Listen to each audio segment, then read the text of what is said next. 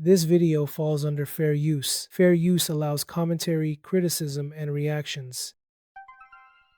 Alright, so check this out. Shaquille O'Neal, one of the biggest personalities in NBA history, almost lost it back in the day when his teammates kept pranking him on a regular basis.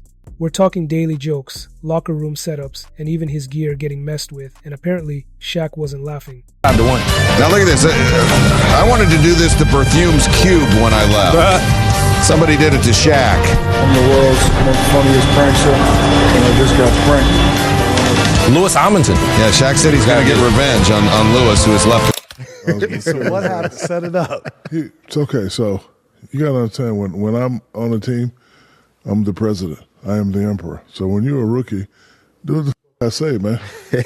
Or I got to show you how to get down. Like, this is around the time you really could put hands on people, but from 1992 to 2007, I touched the up in the locker room. That was me. So I told him to do something. He didn't do it. And, like, he's also similar to me because he's a jokester. He thought I was playing. So I said, yo, man, playing. And I chased him around the locker room. And Who was naked? You or him? I was button. He was just getting out the shower. But I wanted to, bro, you don't talk to like you. What, bro? Okay.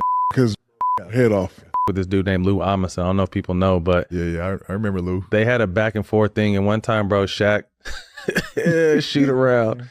How fun. This is Shaq put Lou's mouthpiece in his tights and put it up underneath his nuts. What? Whoa. Bro, if I'm lying, We got to throw hands. Bro, I'm sorry, big fella. Wait, he didn't know this. So him and Lou Amundsen are going back and forth. This mother put Lou's mouthpiece in his tights for shoot around. Went through the whole shoot around. He only told me and maybe one or two other people. But Because I know he ain't going to say that. I didn't say nothing. Because I know he ain't going to say that. This mother puts Lou's mouthpiece in his tights, goes through shoot around with it, and quietly puts it back up in his thing. But by the time the game comes around, you must have told people because more people knew about it. So Lou puts his mouthpiece in after coach talks, so we're about to huddle, and we just lose it. Right? But here's the thing. This all went down over a decade ago, and let's not forget, Shaq was the king of pranks himself. From super gluing teammates' shoes to fake interviews, Shaq made a career out of clowning people.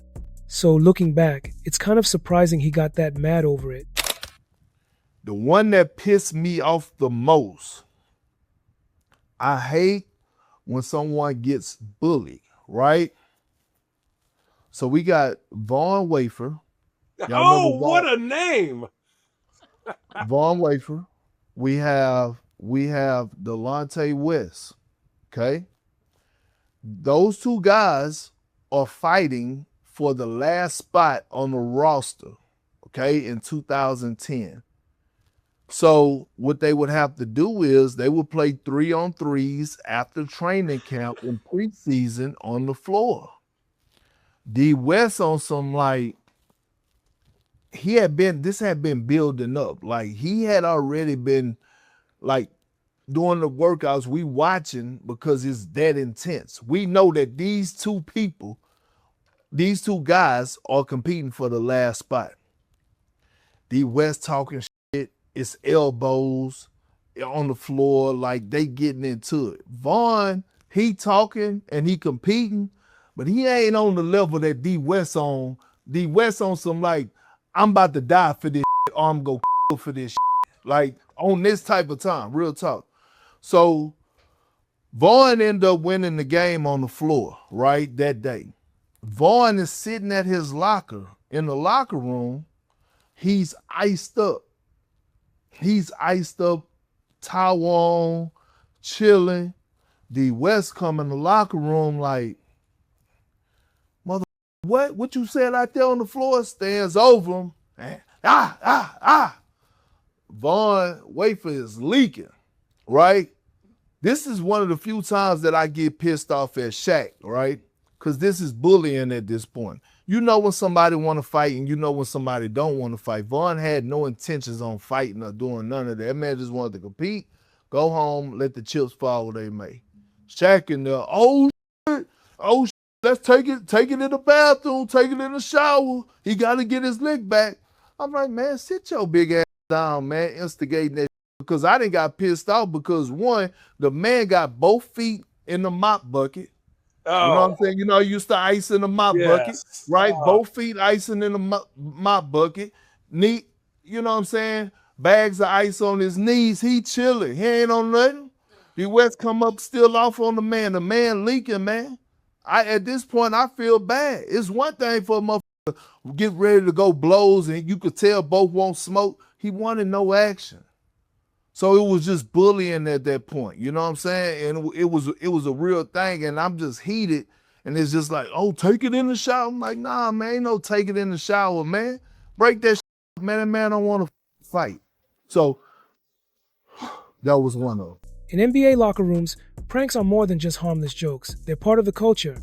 They build chemistry, lighten the mood, and give players a way to bond during the grind of a long, high-pressure season. But even the most lighthearted pranks can push the wrong buttons, and that's exactly what happened with Shaquille O'Neal. According to former teammates, Shaq was the target of repeated pranks almost on a daily basis. From hiding his shoes to tampering with his pregame rituals, it became a running joke. But over time, those jokes wore thin. Behind the scenes, Shaq wasn't laughing. In fact, he reportedly came close to losing his temper more than once. What makes this even more surprising is that Shaq himself was known as one of the biggest pranksters in league history. He'd mess with rookies, crack jokes during team flights, and even pull stunts on live television. He loved being the center of attention, especially if it meant getting a laugh. So when the tables turned, many thought he'd just roll with it. Instead, the constant ribbing got under his skin, showing that even the biggest personalities have limits when the jokes don't stop. This highlights a deeper truth about NBA team dynamics. While pranks can bring teams closer, they can also cause real tension. It's not just about jokes, sometimes it's about respect. A prank that crosses the line, or a teammate who doesn't know when to stop, can quietly create rifts. Something as small as losing a card game, getting clowned in front of others, or feeling targeted day after day can lead to beef behind closed doors. In Shaq's case, it never blew up publicly, but it was a close call. And it's a reminder that, in professional sports, managing personalities is just as important as managing plays. Humor has its place, but knowing when to back off, that's what really keeps a locker room together